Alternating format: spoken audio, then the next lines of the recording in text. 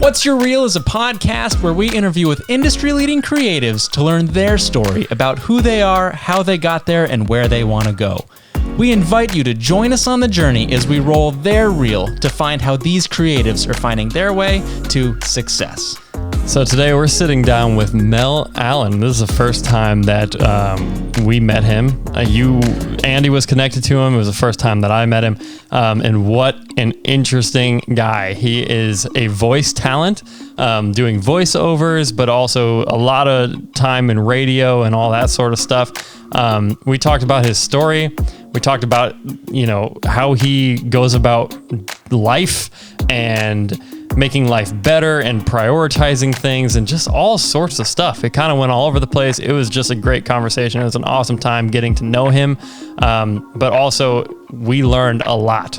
No matter what you do in the creative industry, whether you're in graphic design, video, photo, music, voice, radio, this podcast you will learn something from. Mel is a really interesting guy. He's got a really great history full of all kinds of experiences, and you're gonna really like it. So I'd encourage you to enjoy the conversation. And with that, we welcome Mel Allen to the show. So normally we kick off just with my little introduction, as you saw on the videos. Yep. To set the stage and get us into the mode. But we thought we'd have you give it a try. All right. So let me see if I can set this up properly. Yeah, with your best voice, do it however you think is right. What's Your Reel is a podcast where we interview with industry-leading creatives to learn their story about who they are, how they got there, and where they want to go. We invite you to join us on the journey as we roll their reel and learn about how these creatives are finding their way to success. Nice. You were definitely a voice actor. So, yeah. Is that how you would classify yourself? Is that the title? Some people say actor. I usually bounce between either artist or talent. Okay. And I like the artist because I get involved sometimes with the creative. So I don't just sit there and be like, oh, words are coming to me. If there's something off with it, I will send suggestions to the clients that are open to it. And you learn, as you go, who might be open to it, who might not be open to it. Not everybody wants feedback. So interesting. Yeah. Don't critique just my like copy. just do your job, monkey, and and we'll just leave it at that. So yeah, we love it. Well, hey, how long have you been doing this?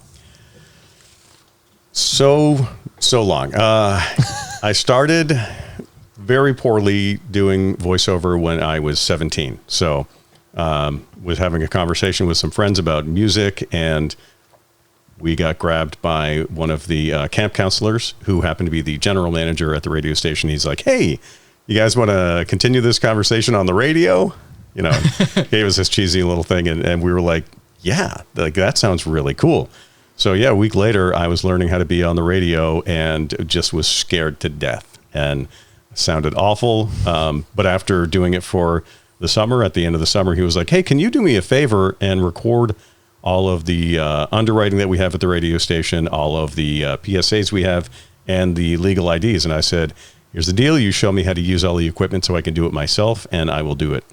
So, because I was kind of like, this is a dream come true. And, I didn't want any money. I wanted to know how to do it so I could keep on doing it. And it was just horrible. So I was 17 years old.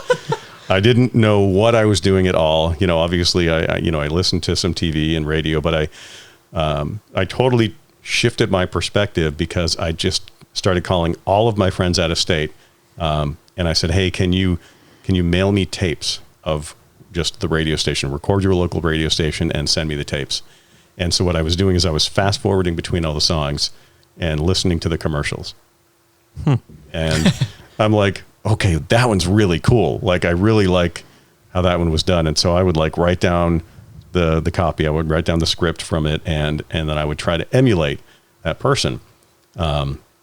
Because my voice dropped actually to not, as round as it is, but it dropped when I was 11, 12 years old. And I didn't know how to use it. And then I found this and I was like, wow, I can totally do this. I can use my voice for that. And so I just kind of started teaching myself how to do that. And radio was there to teach me. So here's why I'm very excited about this. I know nothing about what you do. Oh, wow. Meaning like everyone we've talked to has either been motion graphics, graphic design, film, photo, couple music dudes, which, you know, I've played drums, if you want to call that music, forever. But I'm very excited to learn about something new today. But I would love to go back to the beginning. All right. And let's start with, where'd you grow up? Have you been a Vermonter this whole time? Yeah. So I grew up in Richmond, Vermont. And, you know, I actually say Vermont, which is funny. To a lot of people, you know, they're like, there's a T in there. But yeah, I'm a local boy. And that was one of the challenges, you know, with actually like doing this, was that, you know, there's no, you know, there weren't any, at least at the time, schools for this and you know, doing it. But I love the state. I go visit other places and I always come back. So yeah, I've never actually lived anywhere other than, you know, 2-3 months anywhere else. I always come back here. That was kind of part of the motivation for this podcast as well, is we wanted to show that like the creative arts industry doesn't have to happen in Nashville or California. No. You can do it anywheres, and there's a lot of interesting people in the Northeast. Yeah, there's so many Like us. creative people that I've met. I mean, you know, running across to you guys, you know, I know obviously that you're a creative person hiding under, you know, a person who is, you know, working the fields and working the farms, then, you know, and then seeing what you're doing here. And that's just, I mean, just nicking the surface. There are people who are, you know, very, very well-established voiceover artists who are living here in this state, and you wouldn't know it. The most interesting man in the world lives in Vermont. That's right. So I have heard that. yeah. And, you know, and by choice, like he was just like, I guess, you know, found the place and fell in love, as we all do, which is why we stay here. 'Cause this quality of life, just, I haven't found it anywhere other than maybe the Virgin Islands was kind of, you know, runner up, you know? Yeah, absolutely. Yeah. I mean, I've been blessed in the sense of I've seen a lot of the country, like, for various reasons, my dad can't fly, and all of my family's on the West Coast. So we've driven to California and back like 4 different times, and tried to take a semi-different route. And it's like, I wouldn't want to live anywhere but here. Yeah. I mean, I just love it. I love the pace. I love the people. I love I mean, I'm a mountain guy, so I love the mountains. Yeah. So it's all good. And I always find it interesting to talk to people about, you know, how they're doing it here. Right. So anyway, when you were growing up in school and stuff, I don't really know where that starts for you. But you were saying there weren't any like classes or schools or anything like that. Yeah. So where do you even start? Well, the funny start for me was actually that I stuttered, I stammered, and I had a lisp. And that's not at all, you know, I tell people all the time, that's not how you expect a voiceover story to start. Right. But the benefit to that was that my teachers and my parents were concerned. And so I went to speech therapy. And so I learned how to breathe, and I learned how to talk, and I learned how to think, and basically pause whenever my mouth is about to do something that it's not supposed to do. And it ended up just working out really well that was exactly what I needed, because I mumbled a lot because my voice was really deep and I had this tiny body that really couldn't make all of the air, but I learned how to breathe better, and I learned how to stop the stammering and stuttering and lisping. And it just gave me the skills that I needed to really think about my speech in a very different way than other people do. Think about where, you know, I was reading aloud to the kids who were in my mom's home daycare, and they would ask me to read them stories all the time. So it'd be like, oh, I can practice what I'm supposed to be doing with these kids who aren't going to really, you know, I thought weren't going to judge me, but turns out kids are actually can be brutal. But it was a great audience because they, like, you know, you'd get that instant feedback, and, you know, it just set me up in a way that, you know, it was almost like I feel sometimes like I was born to do this. And it's one of those things that I keep coming back to. There was a period in my life, actually, I lost my voice through an injury to my throat. And for about 6 months, I very, and this is only probably less than a decade ago. And the whole time that I was healing, it took me about 2 years to be back to where I could even think about doing this again. All I could think about was how much I wanted to do that one thing, and not in I want to do it because I can't. It was like, this is my calling. I'm not doing my calling, and I'm very sad about that. And, if I ever get that ability back, I'm diving in all the way.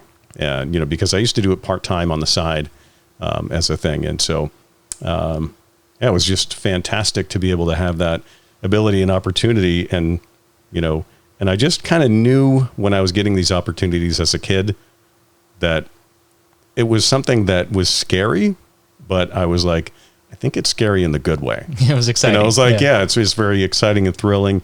There's a lot of the unknown, but I was like, I think I'm supposed to keep going in this direction.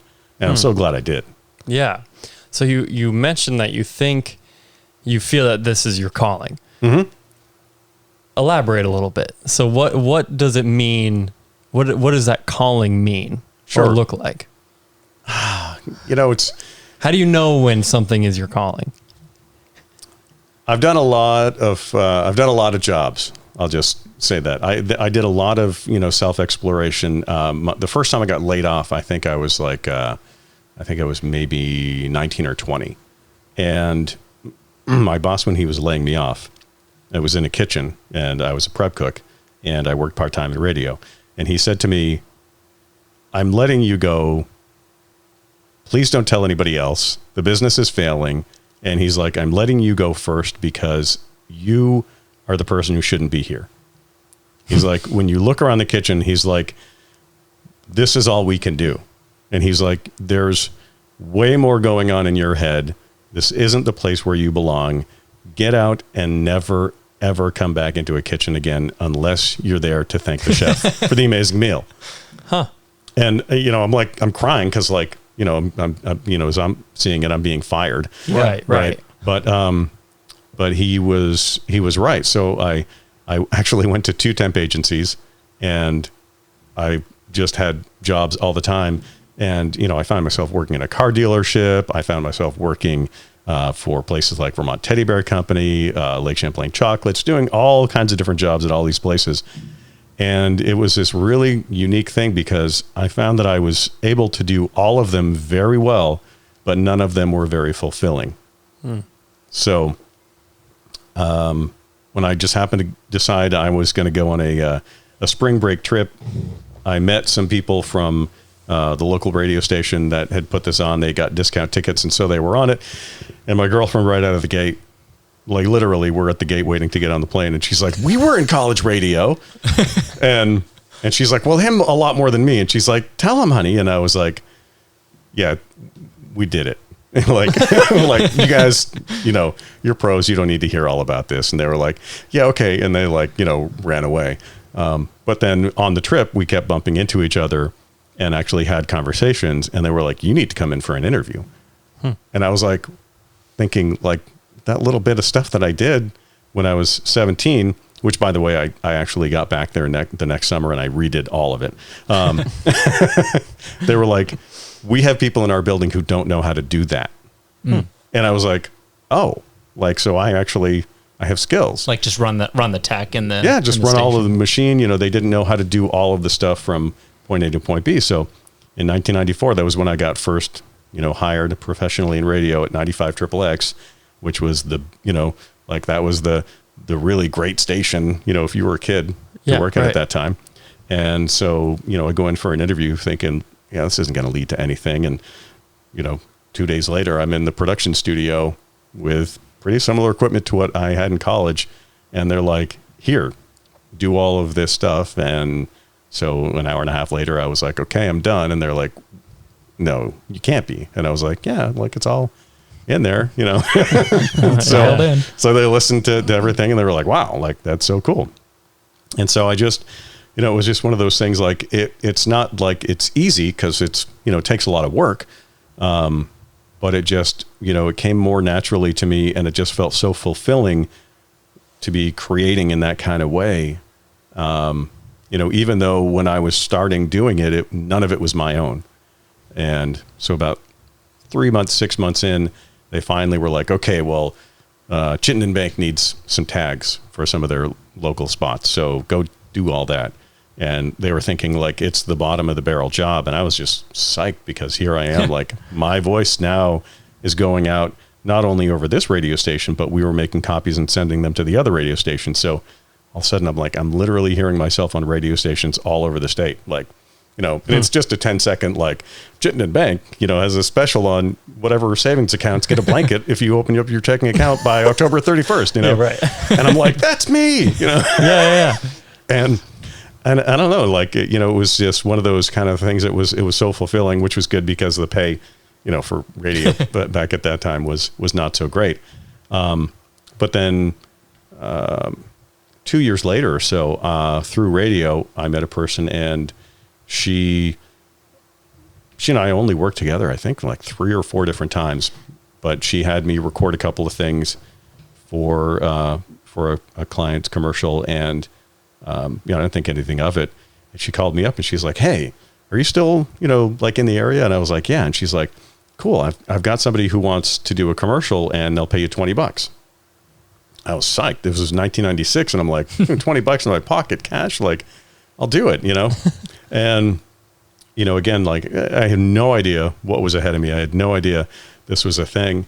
And so that was for WCAX. And then for 12 years, I ended up working for that client, recording stuff for them.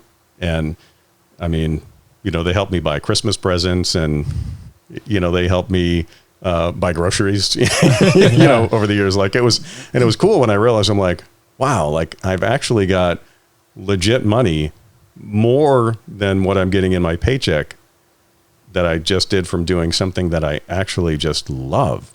And that I love it because it's helpful in a way. Here I am speaking for people who just either aren't good at it or don't get any joy. All they get is fear. Right. So, I will reveal a little bit about myself. I get a lot of anxiety before I go and step in front of a microphone. So I was ready to come here over an hour before I was supposed to be here because I'm like, I'm going to be in front of somebody else's microphone. And so I'm nervous. Right. Yeah. And it's one of those things that people are like, you've been doing this since you were a kid. There was some resistance for you to put on the headphones. Yeah. Well, I was like, oh, this is going into work mode, so, but once I'm in it, it's like all of that nervousness, all of that anxiety, it just turns into this great energy, and it just carries me, and it carries me, and it carries me, and it pushes me.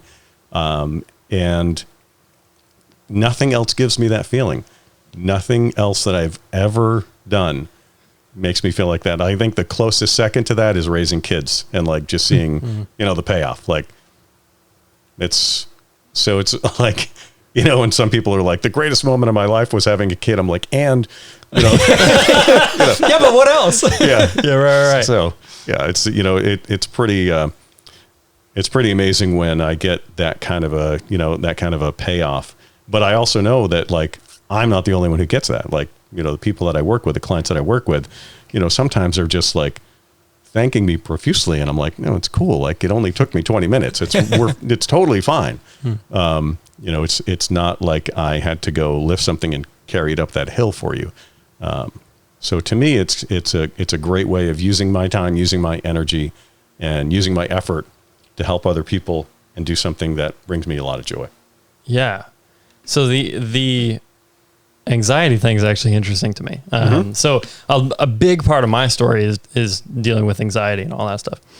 And I, long story short,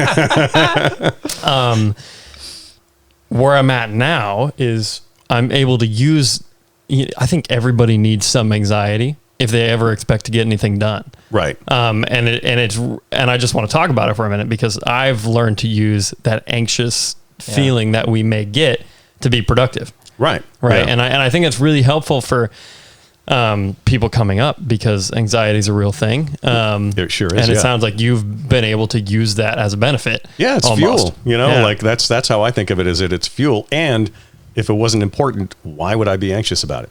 Right. So like, if it's just driving down to the store, and if I was anxious about that, well, I'd be like, okay, maybe I need to look into that a little bit more. Yeah, right. But and I feel for people who legitimately do have that kind of a thing. But my anxiety, and again, it shifts once, like I said, like I put the headphones on, sat in front of the microphone, and it's game on. And so to just have that anxiety shift like that for me, and like you're saying, just work and be fuel and get things done. It's such a transformation, and I'm so glad that I didn't listen to that fear in my head that was literally like when I first started talking in front of a microphone way back when. I felt like I couldn't talk. I couldn't get air. And it was a great thing because I could recall back to the speech pathology and be like, well, this is the same kind of thing. Like, my mouth is trying to do something other than what I want it to do. I just need to calm down.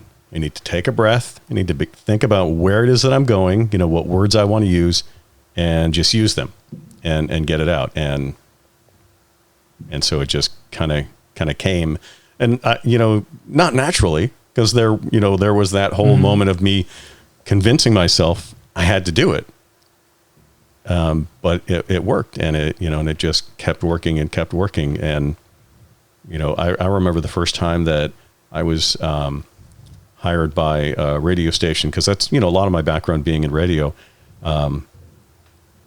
being at a live event where I'm talking in front of, hundreds of people, pushing some beer product or something. And, sometimes you'd have less than friendly crowds who were there. And just kind of learning how to read those situations and read those crowds.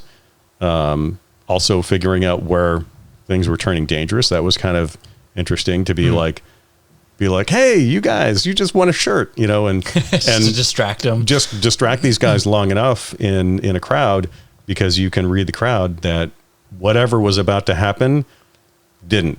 The energy just stopped, shifted, and, it's like, that's a pretty cool ability that I don't get to use as much in voiceover, but, to be able to do that, numerous times, in the past was also just, it's kind of a cool, branch off of what I was able to do. But, radio put me in a lot of situations where I literally didn't know what I was going to be doing, in an hour. Right. And so again, like it just, I think that gives a person, being open and being willing to do that, in your life, where there's anxiety, not letting the fear, control you, and, realizing that, the fear is there, and why we have fear is to, just alert our brain, alerting us that there's a situation that's uncomfortable or dangerous or, putting us out of our element. And every time I go to some creative workshop, they're always like, well, step out of your box. And I'm like, I live outside of that box. Like, I don't, everything I do is not in that box. Yeah. Like, like it's great when I can occasionally go in there and visit for a little while, but I don't live in there, And I think that's one of the other things that I really like about being in the creative sphere is that,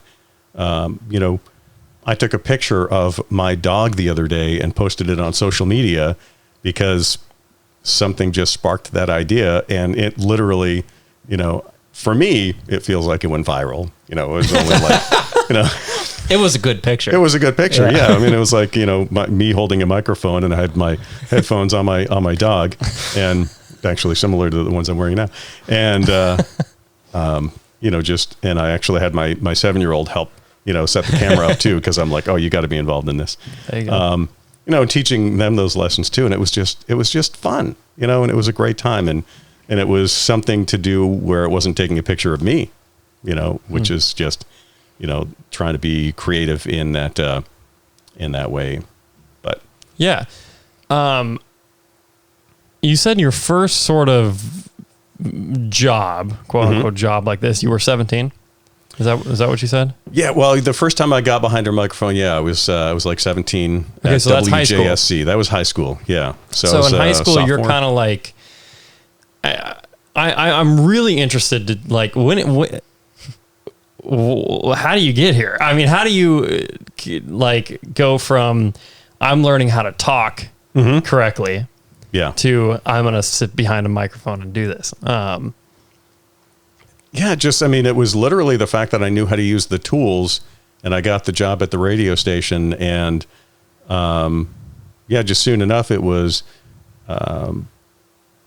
I started writing the commercials after I started producing them. And I did, like I said, I was doing like those tags that were, like 5 and 10 seconds at the end of commercials. And then they weren't giving me a lot of work at that radio station. So what I actually did is I made a fake, what's called an air check tape. So, and an air check tape is basically your resume in radio. And so when you push the microphone button, it starts recording. So it'll be the tail of a song, and then the intro of the next song, the period while you're talking, you're holding down that microphone. And I'd never been on the air. I'd never been on the radio, but I was like, I kind of want to do more of this. And all of the good jobs, they're like saying, send your air check tape, resume, and a couple production samples to this address. Because back then everything was by tape. So, but I didn't have one. So I had all the access to the production tools. So I went in after hours a couple of times, made myself a fake air check tape, sent it off to a company who was looking for an engineer. And so all of a sudden I'm engineering IMUS in the morning. And they also need me to do the news, the weather, and a couple of other things.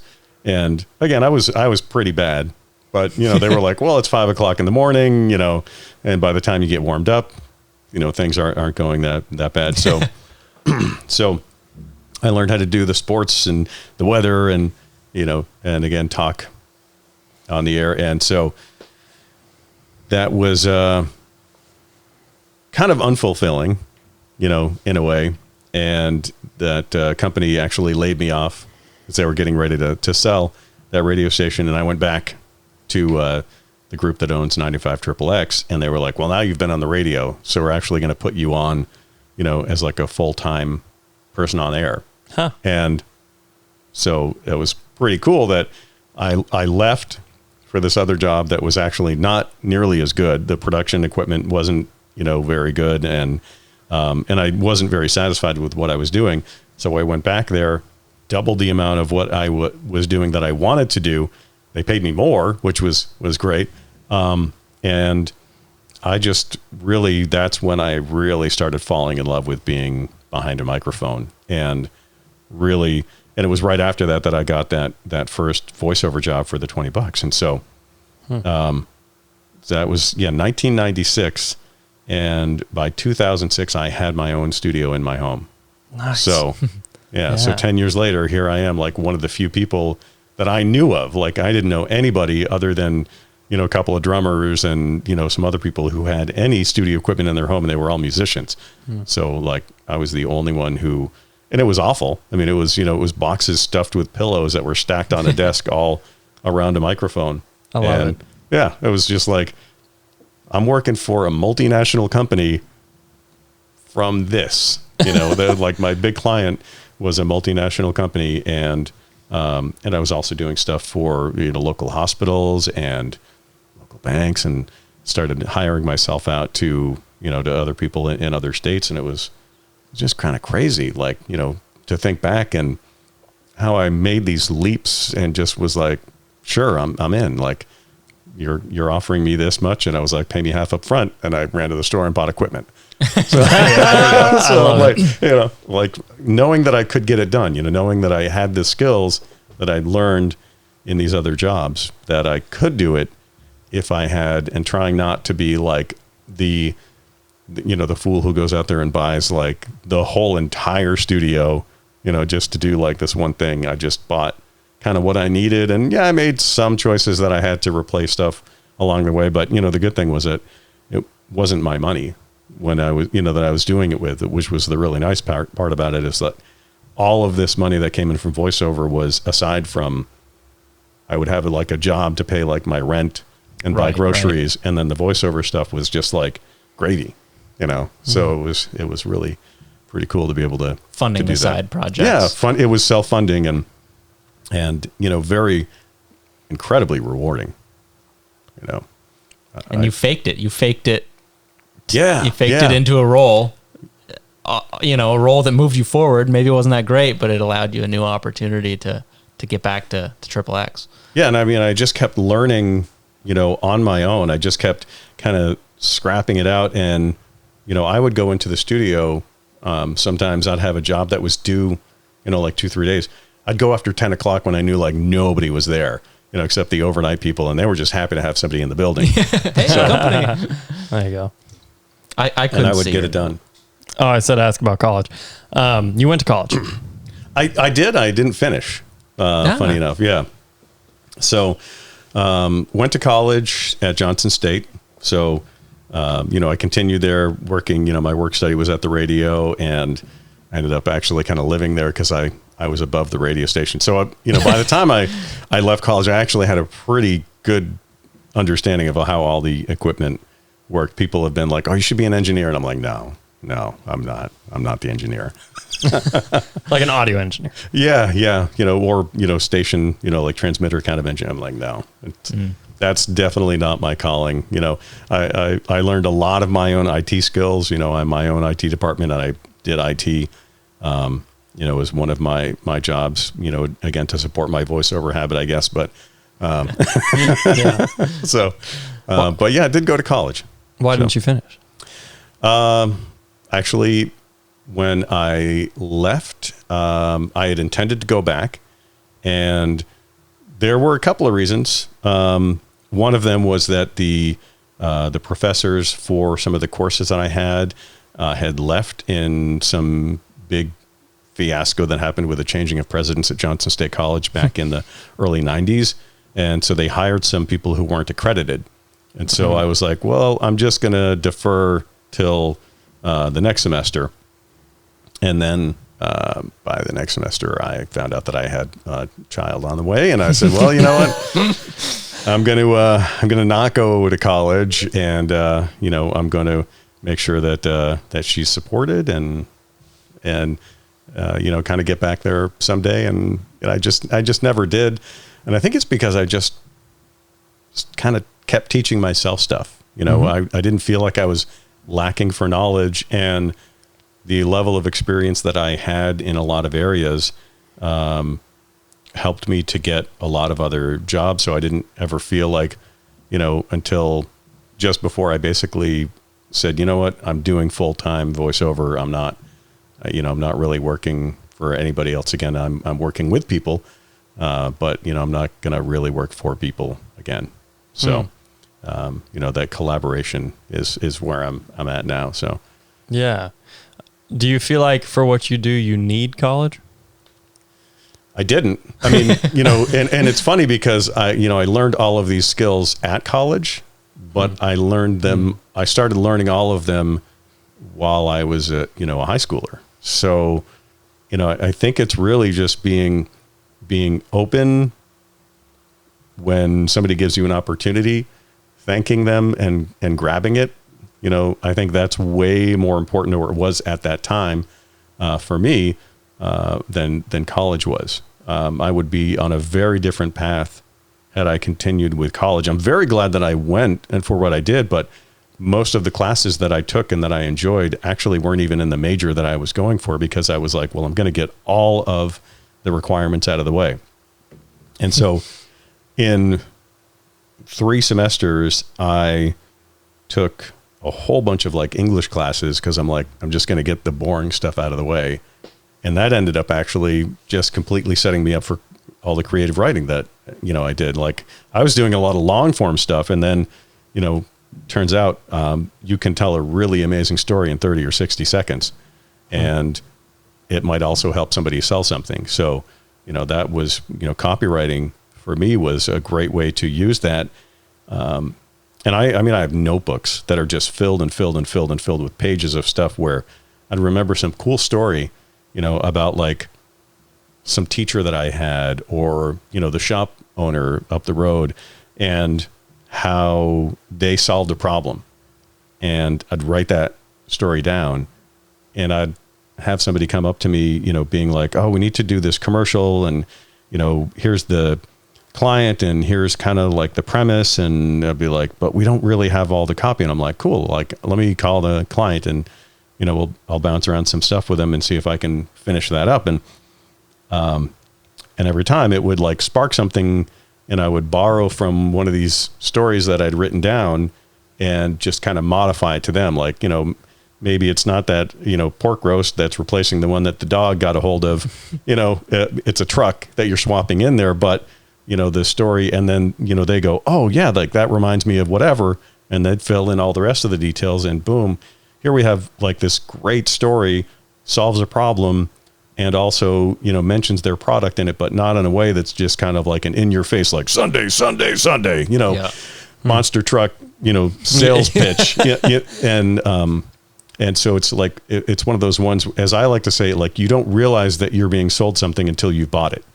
Right. Like, you're 30 seconds into a 60-second commercial, and you realize, this is a commercial for that new, new widget that's on sale. And oh my gosh, like I had that situation. I need that now, and once you make somebody in their head say or think, I need that now, like my job was done, Story branding. So, yeah. And so that was pretty cool that college allowed me the skills to be able to do that. But I went to college, to be an art teacher. So, oh, no way. Yeah. So, see, that's an interesting detail. Yeah. So, I was doing, art education and, psychology, as a minor. So, and my other thought was like, well, if the art teaching didn't work out, then maybe I could, do some sort of an art therapy or, something like that, but I always knew that, I had an affinity for working with kids. And I think a lot of that came from the fact that I grew up, in this home daycare situation. My first clients, were little kids who were sitting there. I was reading the stories to, doing, voices for, Winnie the Pooh or Tigger, back when my, younger voice could handle that kind of range, between, all of these different, Goofy and Mickey and, things like that. If we were reading a story, I'd try to do, all the voices, and, you get that feedback from the kids as, you didn't do that really good. And I'd be like, well, let me try again, Did they give you that feedback, or did you ask for it? Oh no, they gave it very willingly. That's not the right voice. They're like, Nick, he doesn't sound like that at all. And I'd be like, you're right. Like, I didn't try very hard. I'm working on it. Mm-hmm. Wow, you've done all sorts of stuff. That's what I'm gathering from that. So this is full time.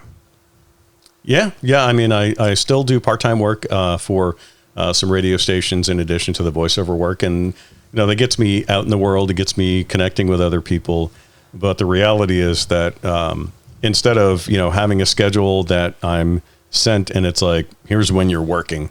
They're always like, hey, can you work these? And I'd be like, yeah, like these are going to be a problem.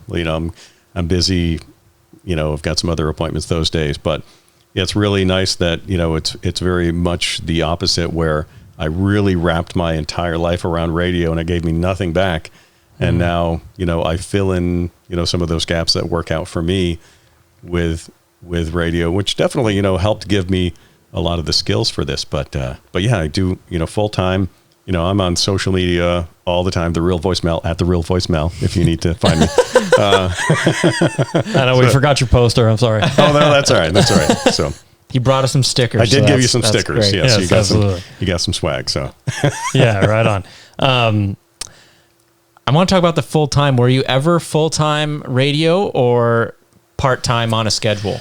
Oh, I was full time for a long time. I was full time doing middays back in, I want to say it was, I think my first full time was in 1996 when I was doing the Imus in the Morning show. So that was my first full time radio job. I'd have to get there, I'm going to say it was like 4:45 in the morning. And so, I'd be gone a little later in the afternoon. And then I was doing, I left there. That was Champ 101.3 back shortly after they first started.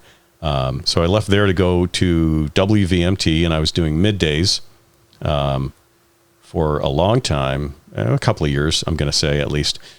For me back then, it was, it seemed like it was a long time. And then I did, let's see, the next full-time job I had in radio, I think I was a producer of Corman the Coach for 2.5 years.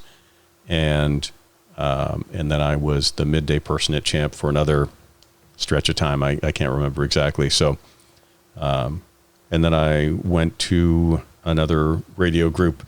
I was a production director when I first started, I was 9 different stations.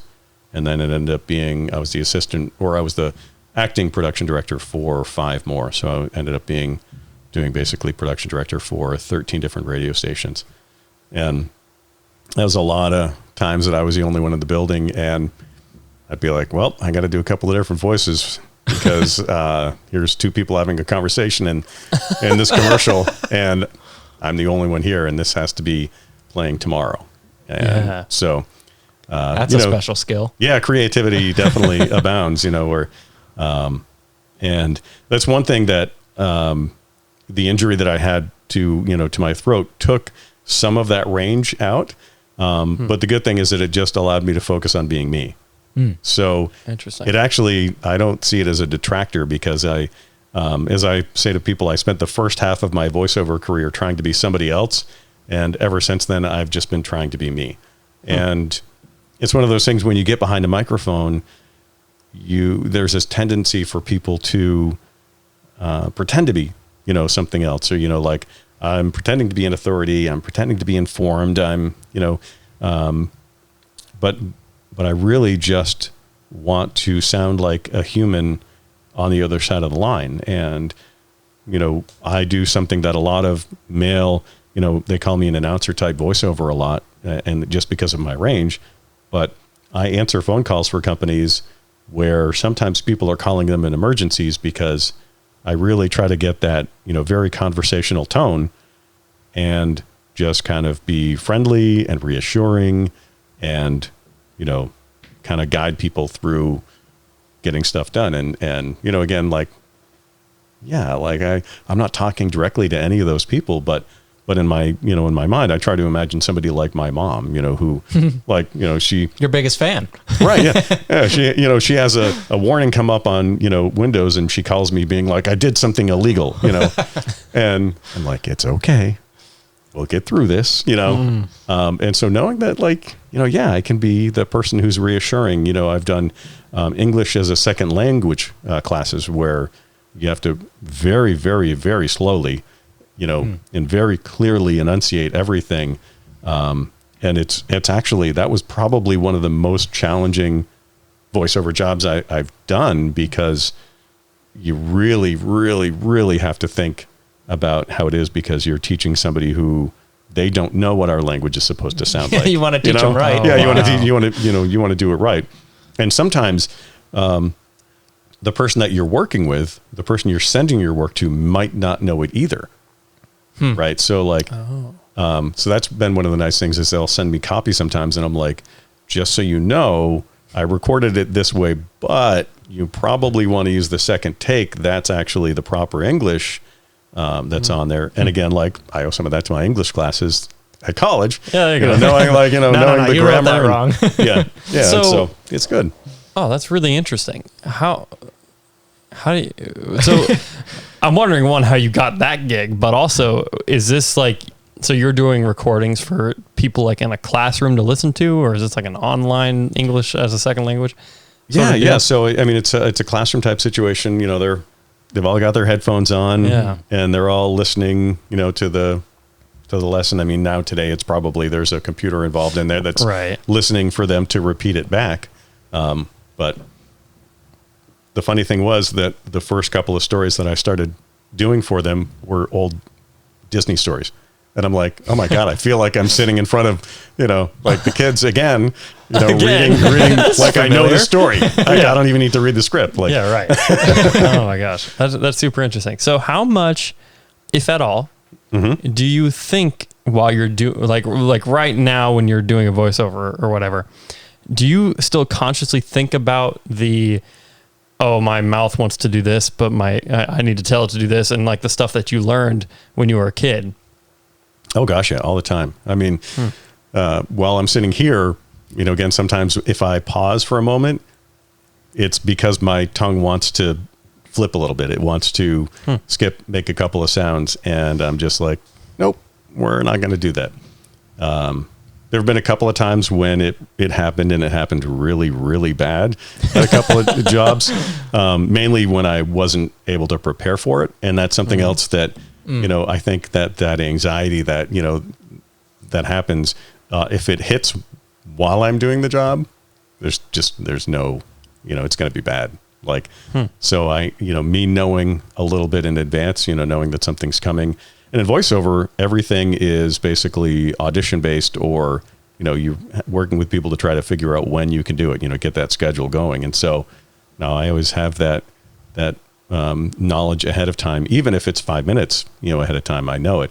But there was one time at the Burlington Town Center, and I was asked if I could help load up some gear and bring it over there. They're doing some sort of a fashion show. And I get there, and the salesperson from the radio station is like, "Oh, good, you're here." Like, I was so worried. I didn't know they were sending you over. And I was like, "Oh no, I was in the middle of waiting for a couple of things. So it's no problem for me to bring the gear over for you." And I was like, "So do you need help packing it back into the truck when this is done?" And she's like, "What are you talking about?" And I'm like, "Well, what are you talking about?" Oh boy. And she's like, "We need an announcer for this." And I'm like, I haven't even eaten today. Like, I'm like, I need to go. And so, all of a sudden I'm, behind a microphone with words I've never seen before, which, it happens. Unprepared. But utterly unprepared for this. I hadn't eaten, I hadn't had anything to drink, and as you can see, I mean, I have my water next to me. I always I didn't bring water with me because I was like, I'm going right back to the station and picking up food along the way. And it's like this fashion show. There all of a sudden tons of people in this, whole area in the mall. And I'm, doing the announcing for it. And it just was completely a cluster. And my mouth just decided that there was no way I was going to say Burlington. It was always going to be Burlington. And so every time I started to say Burlington Town Center, which it's got an extra T there, which starts. I just pulled the microphone away from my mouth until it stopped. And, and I just carried on and, just made it work the best I could in the situation, but interesting. Yeah. So yeah, you don't blame you. It's still, it's much less. Sure. The longer you go, I think the more control I have over it. But if I'm tired or if I'm underprepared or, hungry, like all of these kinds of things can make it want to come out, rear its ugly head. But it's never done it in a job because, again, I'm always in those situations prepared. So even for like live radio, you're at least like mentally in the game before you get there. Right. Yeah. And it's one of the nice things about living where I live is that, it takes about 32 minutes from my driveway to theirs, Yeah, right. on average. And that's plenty of time for me to, work through everything, that I want to talk about on my show. And I'll be like, talking to my phone and, leaving myself, reminders and things about things I want to talk about on the way. Do you do any like I work with a lot of music people. Mm-hmm. So this is where this question is coming from. But do you do any vocal exercises or anything like that before you go on? Yeah. I mean, I've got the, red leather, yellow leather, red leather, yellow leather, red leather, yellow leather. It's just, those kinds of things, tongue twisters that I will say. But a lot of times it's based upon the script. We both I was just trying to do it. It was really hard.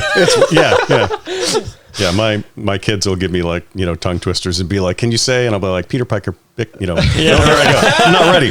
Peter Piper picked a peck of pickled peppers. How many pickled peppers did Peter Piper pick?" And, things like that. Wow.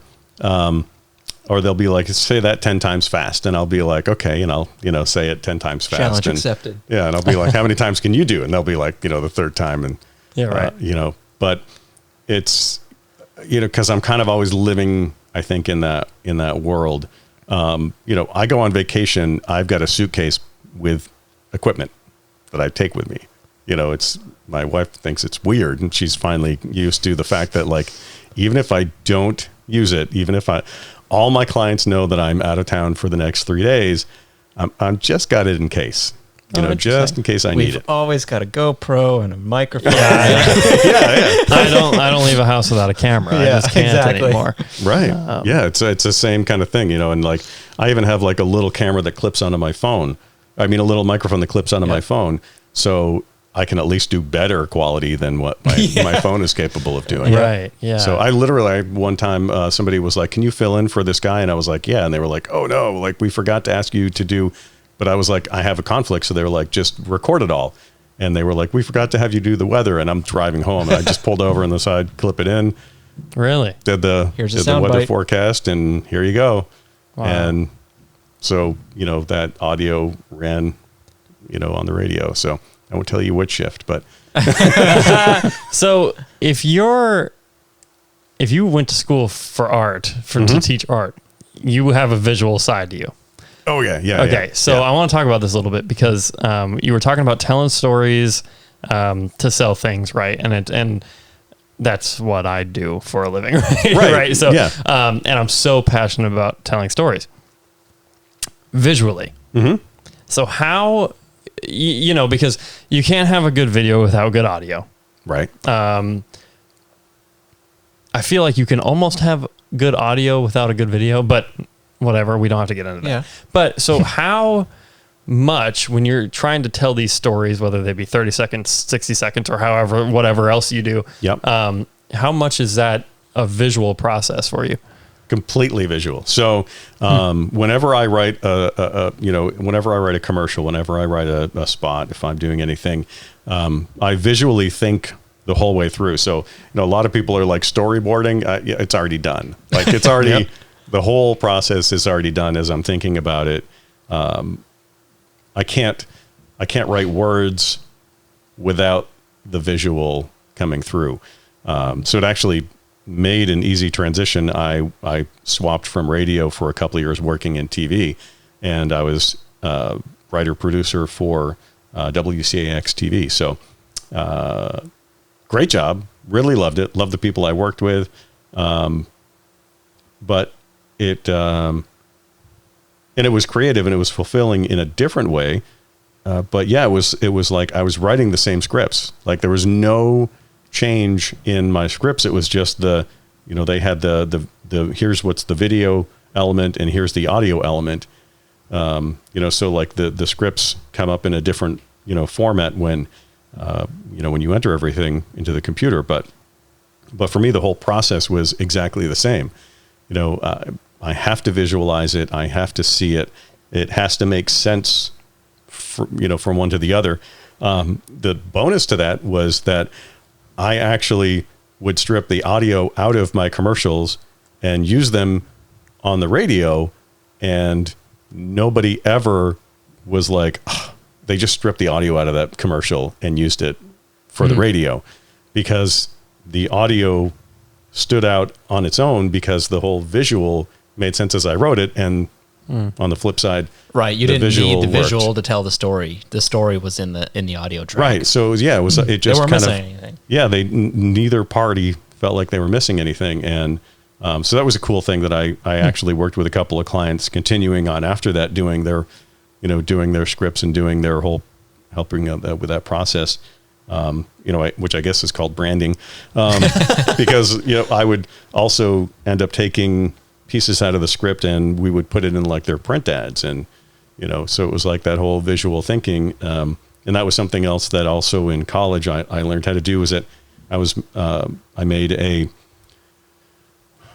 if you can really call it a literary magazine, but we made and did all the layout and did all the graphics, and I learned a lot about computers through that process back in the days of the Power PC Max. So there you go. Yeah. So, but yeah, no, the visual, it's just there. My logo, that you guys saw on the stickers. I mean, I did that. I've done all of my logos. I think the only thing is that one of my logos I sent to a guy, and I had him do like the liquid metal effect on it many years ago when that was cool. Nice. You know, it was like, I don't have the software. Can you do that for me? And yeah, I've made logos for other people in the past, and you know, sometimes I'll just send it to somebody, you know, as a scan, and just be like, can you clean that up? You know, I don't have Photoshop right now, and just send me back, you know, and I'd be like, here's the Pantone colors, you know, that we're looking for, you know, like all those elements. Here's the palette. Yeah, that other people, you know, like they don't think about, and you know, sometimes don't even have any concept of. And I'm always thinking visually, like I don't know, it's part of, I guess, sketching my life as a kid. You know, I was not sitting there strumming along with a guitar. I was there drawing the pictures, you know, that were the rock poster, you know, for the band, you know. Yeah, that's awesome. I love that. Yeah. What do you like to read? Oh gosh, I feel like you're a reader. Are you a reader? Yeah. Oh yeah. Okay. I mean, I read the news all the time. The news. What do you mean you read the news? So I'm still one of those people that uses like RSS feeds for everything. Like I'm reading about craft beer. I'm reading about bands and music. Gotcha. But if I sit down and I read a book, right now I'm reading, let's see, a Stephen King novel. I'm reading a book, The Town That Food Saved. It's about Hardwick, Vermont. Let's see, I've got some kind of thriller that I got from Amazon. I can't remember the name of it. There's a horror one that I just finished that a friend of mine, local author, Kristen Dearborn, wrote. And yeah, I'm usually like, I've got 3 or 4 books that are going in different parts of the house I have a Kindle too that you know, they're all just like, I just pick them up and I'm like, oh, what am I reading here? Okay. And I just pick back up. Yeah. Interesting. Because I wonder how much reading can feed, you know, your mind. I mean, and that sounded, just listen to where I'm going with this. Your mind meaning the way you think about speaking. Yeah. And storytelling. And storytelling and all that stuff. Yeah, because so I can't read. I mean, I can read, but I'm not a reader. Yeah. I watch a lot of movies though, you know, and obviously for what I do, I am dissecting everything about what I'm seeing in a movie, the lighting, the camera movements, the acting, the blocking is what they call it and all that stuff. Are you, when you're reading, like, I would say this way or anything like that? Yeah. I mean, I'm definitely a little bit guilty. Well, when I was back in college, one of the people who made me realize that maybe I actually had some skills. See, I always believed my English teachers when I was in younger days who, you know, were just like, well, that's horrible. And it was, you know, just turns out something they didn't want to read. You know, didn't make it horrible. Just made it something you didn't find enjoyable to read, but it doesn't mean that it wasn't proper. So I learned in college that I had an ability to write, and I literally did not know that before that. I thought all of my stuff was garbage, and it came about when I was having a conversation with my TA, and he's like, I'm actually going to be gone for the next couple of weeks. Can you fill in for me and help other people with their writing? And I'm like, I was like, are we like, are a bunch of people going to jump out and be like, how surprised? Like, you know, we got you. And he's like, no. I'm like, no, I don't believe you. I'm like, what are you talking about? And he's like, no, you really like have a great skill, you know, great talent or something like that. And I'm like, what? And so, yeah, I was like, I was just blown away that, you know, here I thought that everything that I'd written was garbage. But he was one of the people who said to me, if you want to be a better writer, be a better reader. And so he was just like, when you're reading something, don't just read it, you know, like sentence by sentence and paragraph by you know, read in context, read things, you know, that are, there's a style that that writers have, and you'll find that they give characters a style too. And it's really important that the writing might look like it's wrong in that section, but it can be right for that character, or for the purpose of telling that part, that you don't always follow the rules. And that's how you need to think about, writing. And I was like, wow. So basically the opposite of everything that I've ever been taught. Everything you're taught, right? And I kind of was always trying to push that envelope because, I kind of, in my mind, I guess I knew that, which was one of the reasons that frustrated my teachers.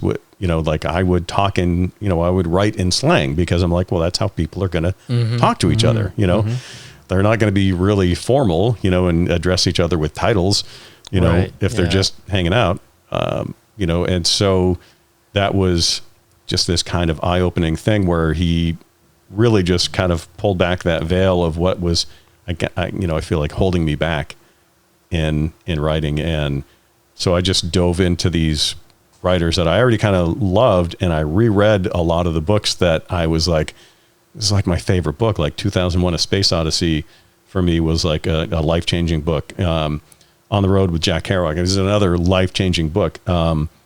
The Rum Diaries, I think I liked better than Fear and Loathing in Las Vegas, and I reread both of them, and I'm like, oh my God, like everything he said is exactly true in these books and others where, a conversation between a computer and a person isn't, at least not yet. It's not going to be proper English. It's not going to be. And so it was just a nice way to kind of like, wow, open up my eyes for how I'm looking at this.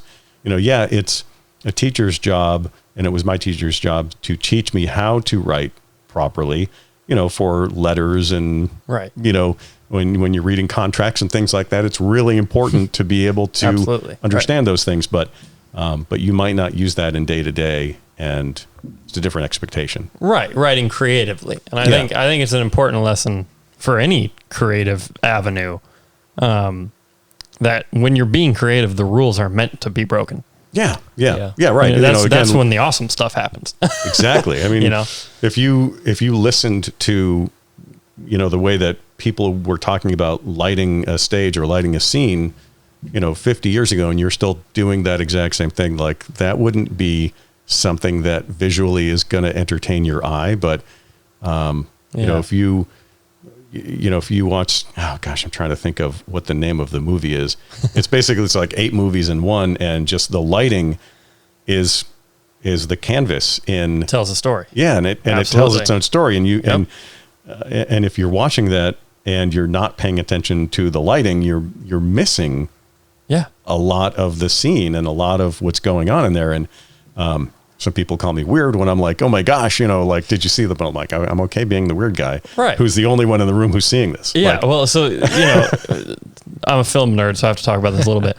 It's like the proper way of lighting is something called 3-point lighting, right? You have a key light, you have a fill light, and you have a halo light, you have a backlight, right? But like, if everything was shot like that, it would be just bland. Yeah. Right. And something that is really cool that I love in movies is how it's lighting and color tell stories. Yeah. Like, so I've seen some movies that the whole thing is color. I mean, it's just like, it's the color of each shot that tells the story. Yeah. It's just so interesting. Does any of that carry over into the way, so you do a lot of your own mixing, right? Yeah. Well, yeah, I do it's all on my own equipment. I do all of my editing. Gotcha. Like I did a job for somebody the other day, and they were like, "Oh, we can edit it if it's cheaper." And I was like, "I'm going to edit it anyway." Right. Exactly. just let me do it. Let it go. Right. Without editing it somewhat. Yeah. So when obviously you have a layer of storytelling on how you say things and the voices that you may use, but is there another layer of storytelling on how you mix it? I would say there used to be. I'm not doing a lot of full mixes anymore. Gotcha. I do for a couple of people, but for the most part, I kind of got out of that because I found that I was kind of being fought over what it was that I was trying to make and what I thought sounded good by clients. Yeah, by clients. Sometimes it wasn't even the client. It was the the intermediary, Gotcha. the person in between. So yeah, when I was doing full production, when I was the production director, I'd be like, that commercial isn't good. Like we can't play that on our radio stations. We're not being paid to remake it, but I can't play that. Like it's garbage. And I would redo the whole thing. I would take their script and it just, I'm picky. I'm a stickler. And, but sometimes, you're doing a mix for a commercial, and I like to, use this kind of reference. It was like the third laser effect was, that's what they're focusing on. I'm like, that's not painting any of the picture. That's not telling any of the story. Why is it, just like out of the 5 laser effects you have in your commercial that you want, which are strung together really well, why that third one? Like, why is that the one that we have to keep going back to and revising, and so I just kind of was like, it lost a little bit of joy for me in that. And so I was like, you know what, I'm just going to do the voice. I'm going to focus on that. There are a couple of those clients that I do it for, and I love doing it. And because they trust me, they give me free rein, and they're just like, do this. Here's the concept, and I know what you're going to do is going to be great. Like, and that's kind of nice to have, that a lot of people don't give that, especially these days. I find that a lot of people really they're it's nitpicking, and it's stuff that it's not part of the story. It's maybe not part of the picture. Right. So I kind of backed away from doing that.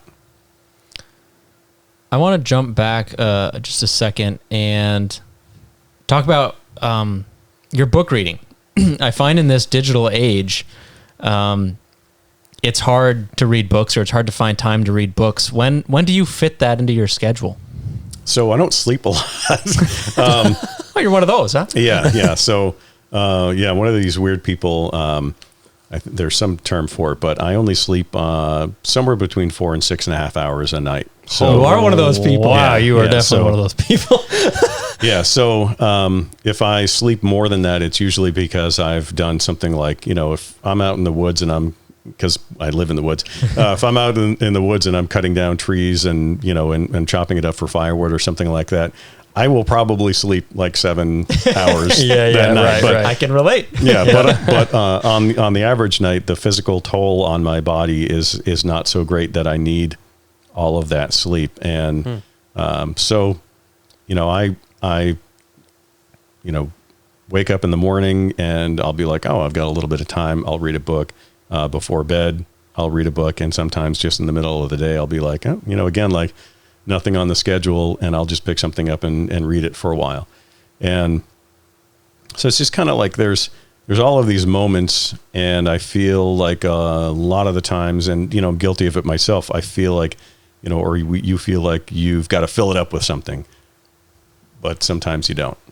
Sometimes it's just a really gorgeous day, the sun's at the right angle, the birds are chirping outside, and I'm like, I'm going to go read a book out on my porch. And stop and enjoy it. Yeah. I'm just going to kind of be in the moment. I'll sit there for a little bit and I'll read a book. And I feel like that's one of the reasons why I stayed in Vermont, and one of the reasons why I live where I live, because I wanted to live with that intention, and I wanted to give my kids that kind of an experience as well.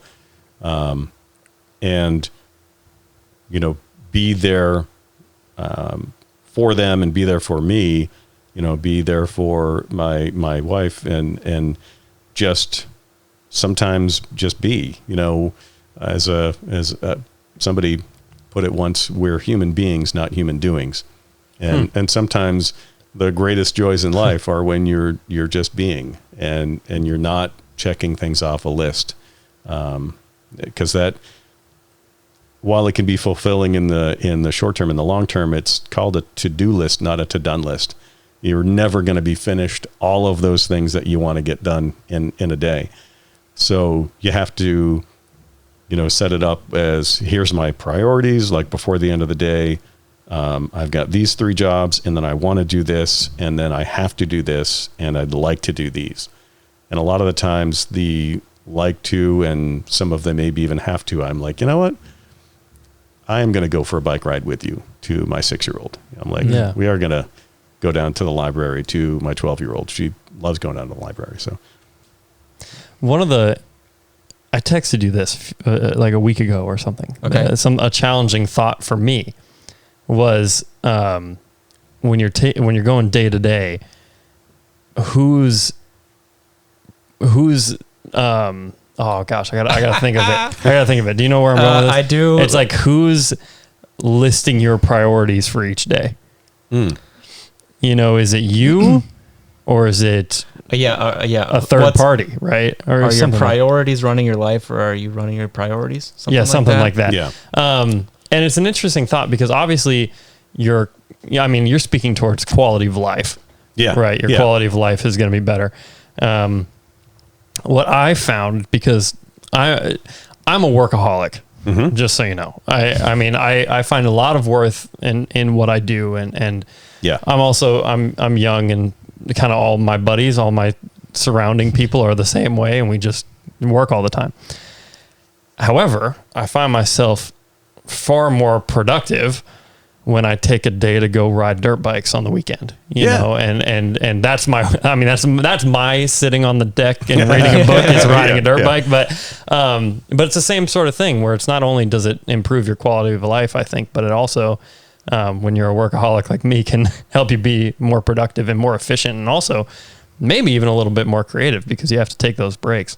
Yeah. Yeah. I think remembering kind of what it is you're living for, it just feeds you. And when I was younger, it was, doing stupid things on a mountain bike. Yeah. And, with my buddies, we would literally go through not trails in the woods. And, this was before they were even had suspension and things like that, So, we were doing really dumb things, and that gave us the energy to go out and do all kinds of, crazy things. I mean, I would, the way I found out that I only need as much sleep as I did is that I used to hang out with a bunch of other, art geeks, and we would give ourselves challenges like, okay, in 30 minutes, we've got to make Georgia O'Keeffe painting. And, and like it's 3:00 in the morning, and you're finding whole new layers of creativity after you're running on, 26, 32, 48 hours of no sleep. And you're, just pulling these challenges that you've written 2 days ago, 3 days ago out of a hat, and, and you're staying up. And I would do stupid things like that. And it's pretty cool. Like, but at the same time, there's a time when you need to step away from, from the computer, or you need to step away from the whatever, and just remember why it is you're doing what you're doing. 'Cause if it's not allowing you to do that, then is it really a good thing in your life? Yeah. When are your most productive hours in the day? Are you a night owl? Early morning and late at night Really? are the most productive. So I will come up with a lot of lists of like, oh, here's what I'm going to do for like, a couple of things. Like I'm trying to be really active on, on social media, and I'm like, on LinkedIn, sending friend requests, typing out like a list of here's what I'm going to do this week, just all kinds of stuff late at night. And then I kind of get it out of my system. I crash, and then I wake up in the morning, take a walk with my dog is what I'm trying to do these days. I'm hoping that lasts. And then, I come back and grab a cup of coffee, and I just start kind of pouring out the creativity. And then what I do when I have those moments where I've got downtime, in between jobs and things like that, I'll pick one of those ideas up and I'll kind of run with it. And so, but I do things kind of cyclically. I have this list of kind of things that I should be doing, and it's like 8 things on there. And what I try to do is focus on one of them for like 2 weeks at a time. where I'm like, okay, I'm going to edit a whole bunch of videos, or basically make the shell of a whole bunch of videos. So I've got this series that I'm calling like 30 by 30, and it's where I'm finding videos online that don't have a voiceover. And so I'll take 30 seconds of the video with no voiceover, and then I'll write a voiceover for the other 30 seconds. And so you've got a video that's, basically it's like 59 seconds, just long enough so that it can go on Instagram. Yeah. And I will post it on, on all the social media so that it's got this. And so I'm still doing something creative. I'm doing like, some of the copy points are coming from the product's website or whatever. But I'm doing that. And so I'll make all those shells of that video. And then for the next 2 weeks, I'll check out my website and I'll be like, okay, is my SEO up to par? Are there any keywords that I need to do? And the reason why I do that is because I found that I worked one time for I swear it was like 6 months on SEO for my website. And I felt like I didn't get anywhere after the third week. Like it didn't get me farther along really than, and I spent all that time, researching and going through and then I was like, well, there's all this other stuff now that's piled up and now I've got to do this. So I just found that if I take a week, if it's done, cool. But the longest I will do is about 2 weeks on any of those kind of plans or, those business kind of things. Like I'll, look through like, okay, time to check out my insurance, time to check out, should I still be a sole proprietor or is it time to, become an LLC? Is it time to become a, an S Corp? And so I kind of break up my days like that. And that took about 2 years to figure out that was a valuable thing for me. Because I felt like I just was at the point where I was just throwing spaghetti at the wall because I said it was time to. Right. You should do this, you should do that, whatever. You just focus on something primarily for a couple weeks. Yeah. And so if you just have that kind of like chain of here's all of the things. And so it's just literally a Google Doc that, has a list of here's the things that I'm working on. And, social media is one of those things. And so I'll just, again, like I use a publishing tool to help me keep track of the ideas. And so I just throw them on there and then I work on them, when I have the time and then I put ideas, for other things onto, other Google documents and I'll link to them. And it's just this kind of way I have of kind of making it too more enjoyable, because one of the things I like about what I do is that I get to wear a lot of hats, but I kind of get to choose which hats I wear. And sometimes I also can choose maybe somebody else is going to wear that hat. I don't enjoy that one so much. So that's a dream. Yeah. That's quite a bit of structure that you set up for yourself. Do you find yourself looking at that schedule of tasks and be like, I'm not feeling SEO right now, so we'll come back to that? Or are you disciplined to be like, well, I said I need to do this every 3 months, so that's what I need to work on? I'll at least do a cursory glance at it. Yeah. And if I feel like, okay, everything seems like it's still dialed in. I've gone, now with like the SEO, I think it's been about 3 months since I've really made any big changes to that.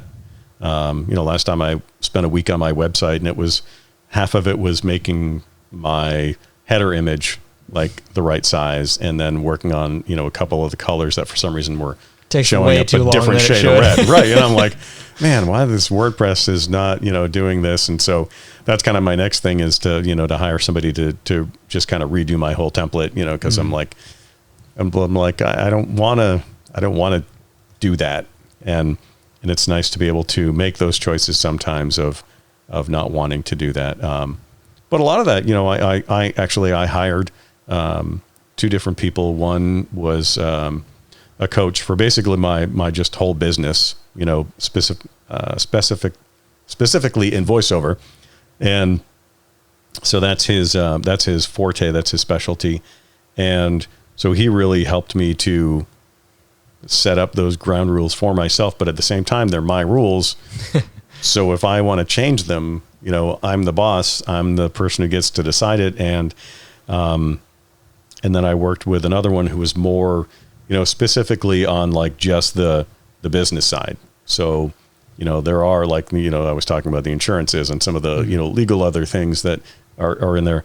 So those are in there too. And, it's good to have those people who you trust and who back you up and who are specialists and who, can fill in those details. If you're a creative person, it's good to have a details person helping you out. But again, if you're a details person, hire a creative person, really. You don't want to have a website that looks like a form letter. You don't want to have a video that is so rigid and instructional that, it's forgetting that maybe this could be a fun thing. Right. So. Absolutely. For the work you're doing right now, do you have much creative say on the overall project? For most of my clients these days, there's not a lot of creative that I'm doing. And so that's why I'm creating my own content. I find that that's one of the things that really is helping me to kind of check out on that, and not, I care greatly. I care immensely. The real in the real voice, I find is, it's the authenticity part. It's not like I'm the only, so I want to be that authentic person. So I make suggestions to a lot of clients. I will give them an alternate take. They're like, here's the production notes. Here's how we want it to sound. And I'll be like, no, this kept hitting me. And so I just thought I'd send this along to you, use it, trash it, whatever. It was fun to do it that way for me. And so, I think that that's one of the things that my clients know that they get from me too, is that, it's not going to be forceful. It's not going to be like, no, I'm going to refuse to work with you if you do, but I'll give them suggestions. I'll give them input. And I measure that, for each client, but, it's something that if I can't do it, I know I'm going to be able to do it for myself. So, and that's where social media is like a savior in some ways to me. Yeah. Where do you find, not where, but how do you find clients right now, as you're doing your own thing? What does that look like? So, a lot of people, so recently I've had people contact me from, the 30 by 30 series that I call it a series, but right now there's only one that's been released, although there's 3 others that are in the works. So one will be released this week, and then probably in another 2 weeks I'll release the next one, just so I don't exhaust all the material too quickly and give myself a break. Because so I do I get some people who are on LinkedIn. I've had some people on Instagram come through. I get a lot of referrals. So people that I've worked with will pass on my information to other people. I get not just referrals, but somebody will be like, hey, I heard this person, talking the other day that I've worked with before, saying that they need somebody. So I'll send you their email address. And it's, kind of cold calling or cold emailing. But, I do a little bit of that. I try to always know something about the person that I'm calling so that I, yeah, right. Especially if it's a phone call. There are casting sites where they'll say, we're looking for a person like this, send an audition or send a demo in. A lot of auditions. I do a lot of auditions. So there are sites that I have feeds to that they will post jobs to or other things. And so I will submit an audition. And, the good thing about that is it's practice. I also have a manager out there who, things have slowed down from what he's giving me, but, obviously a lot of things with the world right now have been slowing down over things. So, but I know he's still out there, working away, and, the reality is that it's my business and I control it. So, I have to get out there and I have to get myself in front of people, through all kinds of different ways. And so, one of the ways that I do that is education. So, I've joined a business networking group, and part of the requirements for that are doing a lot of education. And, at first, it's pretty rudimentary, like, networking is when you walk into a room and you talk to different people and, exchange cards, but, here's how to do it better, stuff. So, So I feel like you can always learn how to do things better. And I'm the person who sometimes is the voice in a video teaching people how to do things better. So I have to learn a lot about it too, you know? So. Yeah, right. Yeah, absolutely. Yeah, I actually got hired for a job. It was, you know, putting together this mechanical thing. And I'm like, well, I got to know how to do it inside and out to even make the video about it. Right. Which is kind of interesting. But so you're working from your own studio, which means, or what it sounds like, is you're able to work for people all over the place. Yeah. Do you have, do you work for a lot of clients outside of Vermont, or is it mostly Vermont, or a little bit here and there? Mostly out of Vermont. Yeah. So yeah, most of my clients are not in even the New England area. So I focus a lot of my efforts. I'll just like pick a city where I know somebody and get a couple of intros. So I've done a lot of work in Washington, D.C. I've done a lot of work recently in Charlotte, North Carolina area. There was a pocket that I was working on in the Dallas-Fort Worth, Texas area. And then there were a couple of places out in Wyoming that I was doing for a little while. But I also did some security announcements for a park in Germany. So apparently they play, I think they said it was 5 languages. They have their security announcement. Yeah. So, you know, so, and it's everything from, you know, please no flash photography before the show. And, you know, sit back, relax, and, you know, make sure the aisles are kept clear. That kind of a thing to, you know, to the English as a second language. That was in China. I did some audio tours. So I think it was 18 different buildings in Japan. So I did an English version of the audio tour. I was one of those ones where I was, you know, very much kind of like, here's how you asked me to say it, but I'm also providing the correct way, you know, the way that if people are from, you know, the UK or America, this is how they're going to expect it. If English is their second language, or, you know, or another language that they speak, it wouldn't be a problem. But if it's their first language or primary language, this is how they're going to expect it to be said. So. That's so cool. Those are cool opportunities. Yeah. It's really, you know, because, you know, again, like, I guess I kind of like, you know, I like educating. You know, a lot of videos that I focused on for a while were what's called explainer videos. You know, so it's not really, it's more for like, you know, if you've bought this product and you don't know how to assemble it, you know, here's a video that's gonna help you through that process of, you know, but better than the IKEA directions. Kinda. Yeah, sure. Do you mind to tell the story of how that Germany gig found you? I was wondering that too. So that was one of those sites where, you know, they just post like, here's a company that's looking for something. Gotcha. And if you know, feel like you meet these criteria, submit the audition to this person by this time. And so I did. And, you know, 3 weeks, 4 weeks later, I get an email back being like, you're hired, you know. Oh, great. So, and How I'm like, cool is that? That's fantastic news. That's one of my favorite. The other one is you're paid. So that's a good email to follow up with. That's a wonderful email. Yeah. So I have those little alerts on my phone's on vibrate right now because I get a lot of alerts on my phone, you know, which are different sounds and things like that, you know, so, you know, I have a little cha-ching, you know. So you have quote unquote color coded. So messages. You know, so certain apps give me different ringtones when I've got money in the bank. So, Well, I've been learning a whole lot. Yeah. It's how are you doing over there? Super entertaining and educational. Well, yeah, thanks. Yeah. Well, this is, again, as I said, going into this, I mean, this is something I know nothing about.